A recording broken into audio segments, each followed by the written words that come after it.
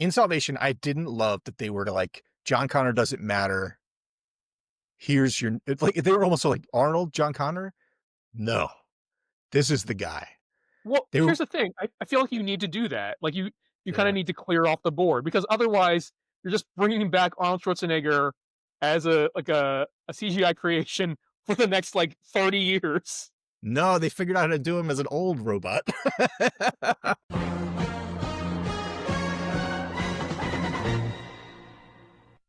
What's going on, everyone? I am Phil, along here with Joe.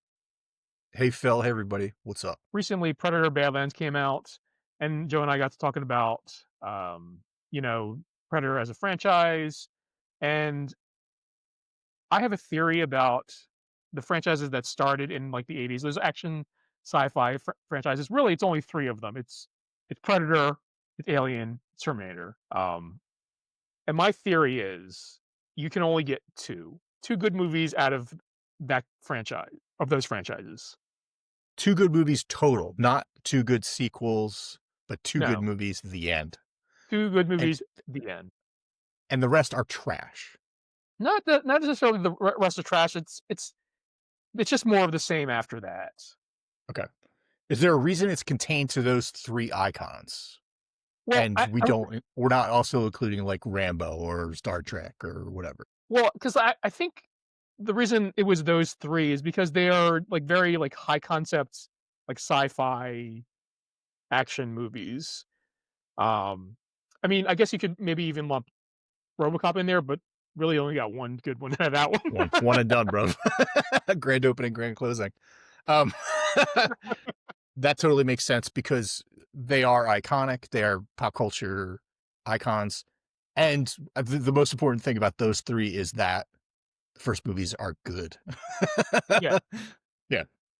So So, the reason why I say there's only you can only get two is like so the first movie like sets up with the premise. So like it's pretty not I want to say easy, but like it's you have a better shot of making it a good movie because like it's new, it's fresh. Like you've never seen a predator before, you've never seen an alien, you don't know what a Terminator is. Like it takes you by surprise. So mhm.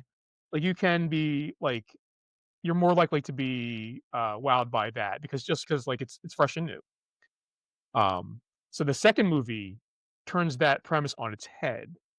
So like if you think about like Alien and Terminator, to a lesser degree Predator, but like Alien was all about like this claustrophobic um like monster movie in a ship, like trying to get away from this alien. The second one, they throw that all out the window, and there's like a ton of aliens now. So it's Terminator, similar premise, like so going back in time to save Sarah Connor. Um, so they send a Terminator back and a human back to protect her. And the second one, they send a Terminator back to protect her. They even play with it with the casting. So like if you think about Arnold Schwarzenegger is a big guy, and then like Michael Biehn is like kind of a thinner guy. Robert Patrick is has the same kind of build as Michael Biehn. So like they kind of play against that type. If you hadn't watched any of the trailers and you didn't know that he was a T-1000 to begin with, like it turns that turns that premise on its head.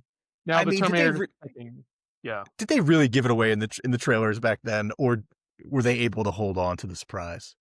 I don't know. We'll have to take a look at the Yeah. Terminator 2 trailer because I know there was a teaser trailer where it was kind of like a Terminator factory that like announced that there was a Terminator 2. I don't know what the full trailers were like, but yeah. I what I remember being surprised the first time I saw it. But that's probably because I wasn't really paying attention to trailers when I was, 12 years old or whatever.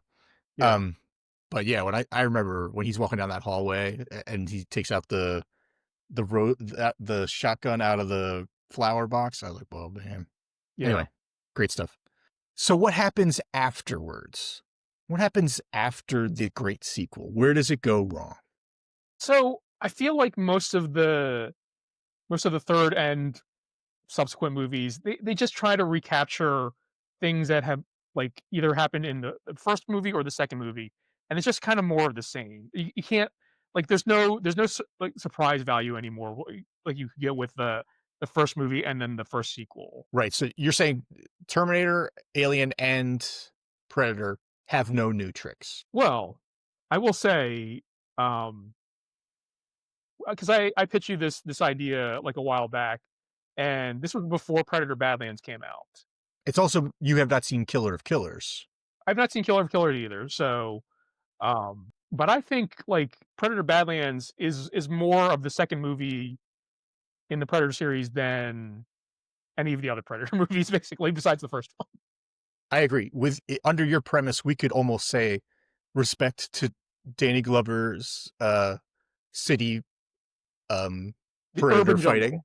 urban jungle, and those Jamaican drug lords. Like that movie's crazy. That So movie took respect place to in the future. really. Yeah, well, the future, like not like far in the future, but like the future, like it took place like after like when it came out. Like it wasn't like a current movie. That's bizarre. We need to unpack that at some later date. So respect to that, but it really is just the same movie remade in a different setting, which is fine, is cool. So Predator later on has taken that turn, that flip to shake things up. Arguably with Prey. Prey and Badlands are doing very similar things. Would you is this the the franchise that breaks the rule? Because they have a great first movie, but then they have these three Dan Trachtenberg movies, Prey, Badlands, Killer Killers, that are all flipping it and having the same vibe. Also coming out like within 3 years of each other. So I mean, I would say like less so Prey. Not I like Prey a lot, like, but I don't think it's that much different than the other Predator movies. Yeah, just the role reversal. Yeah. Okay. But I think like with having like a Yautja protagonist in Badlands, I feel like seeing that That's the role is reversal. Yeah. yeah. No, you're totally right. All right. So what sins has the Alien franchise committed trying to recapture that glory? And when has it shined bright and when has it been absolute nonsense? No, I mean like so you have Alien 3, which is the David Fincher kind of movie. It's kind of you to say it, to put it like that. Well, I know there was some like trouble during production, and it wasn't really the movie he wanted to have made. So he, even though he directed it, it's probably not his vision of what his Alien movie was going to be. Then after the movie Resurrection, Oh my God. Really, also very much trying to capture that the feel of Aliens specifically yeah, over Alien, I would say. But yeah, not really getting it, not finding that same magic. But and then what do you think of the prequel backtrack by Scott? Ridley Scott's back, the master himself. I mean, Prometheus. I enjoy Prometheus. Like I don't know, there like it is something different, and I do applaud them for that. I like Prometheus a lot too, and he really shifted focus towards creationism, and he almost makes the villain of the movie not the xenomorphs, but the David character, which I Yeah, mean, it's always been that way. That the true villain is the robots that make that let these things run wild, so that when they he dipped can. his finger in that glass of water and the pain. Here, this is for you. Yeah, not a cool move. Not a good look. What is uh, after Prometheus? It's Alien Covenant, which I don't hate either. The thing I do hate about it is I was on board after Prometheus. I really liked Elizabeth Shaw as a character. yeah. And they were like in the opening, they're like, and she died. They totally poochied her. She died along the way to the next place. It's like, oh, And that's the funny thing, like, Alien 3 does that to the characters in Aliens. yeah. And Aliens kind of does that to the characters in Alien. Or no. I'm thinking Newt and yeah, never mind. Sorry. You were right. They totally do that to the characters in Aliens. And it's sad. I guess it's true to form then. Yeah. Um, But okay, so what do you think about the one that came out the last year, Alien, Alien, You know, Alien, Rubicon? Oh, Romulus. What do you Romulus. think of the movie that came out a couple year like a year ago, Alien and Romulus? I How mean, does that I stack up? enjoyed it. I enjoyed it, but, like, it's kind of you kinda know what's gonna happen. Like, it's like, Yeah, I mean, there's some kind cool of. stuff in it, but, like, it's not surprising in any way, and I feel like Yeah. didn't they also kinda do the like, something similar to, like, Alien Resurrection with the final monster? Oh, yeah.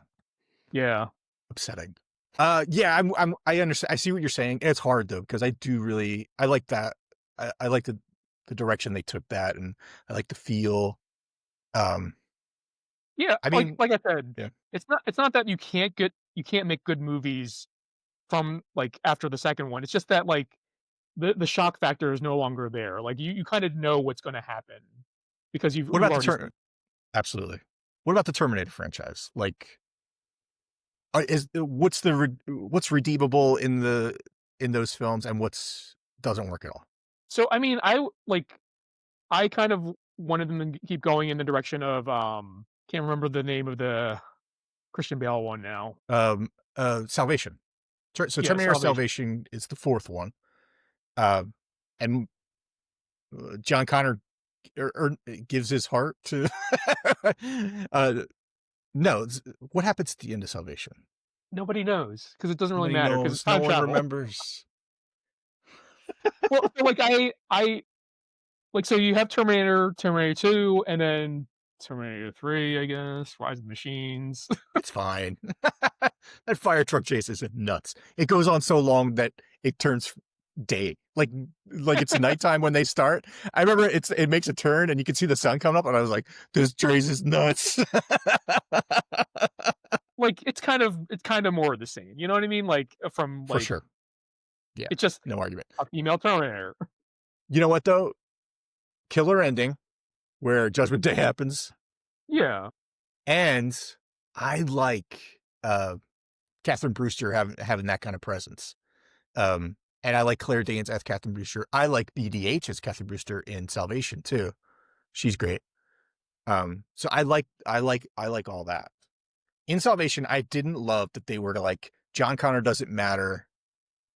Here's your it's like they were almost like Arnold, John Connor. No, this is the guy.